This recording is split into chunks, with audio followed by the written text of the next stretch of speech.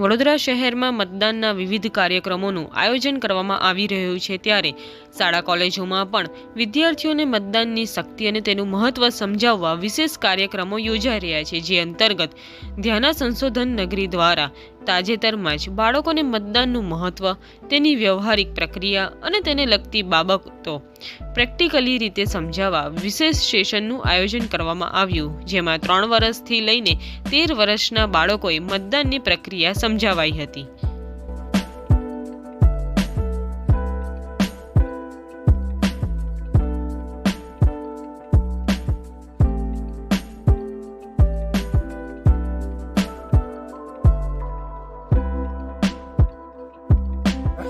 मेरा नाम विजेश पटेल है, मैं एक साइंटिस्ट हूँ और हमने एक यहाँ पे गुजरात में बड़ौदा के पास में अनकन्वेंशनल लर्निंग स्पेस बनाया है,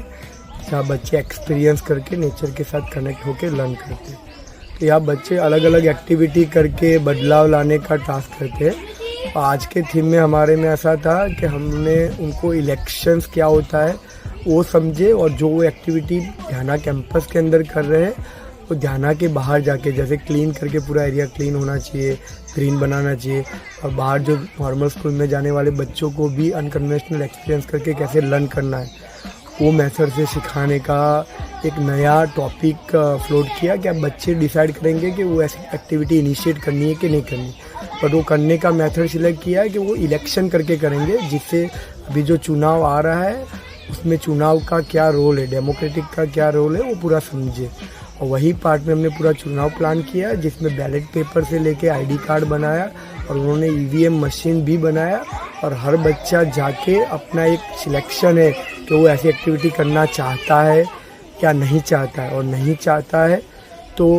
अगर चाहता है तो उसकी फ्रीक्वेंसी क्या है, वीक में 1 बार करना है, महीने में 1 बार करना है, तो वो जाएंगे, अपना नाम बताएंगे, फिर जैसे इंक लगवाएंगे हाथ में और जाके वोट कास्ट करेंगे, वो पूरा प्रोसेस करके समझेंगे, और फिर सेम मैसेज वो घर पे लेके जाएंगे कि हमने ऐसा इलेक्शन आज स्कूल में, अपने स्कूल में किया है, ओपन स्कूल में,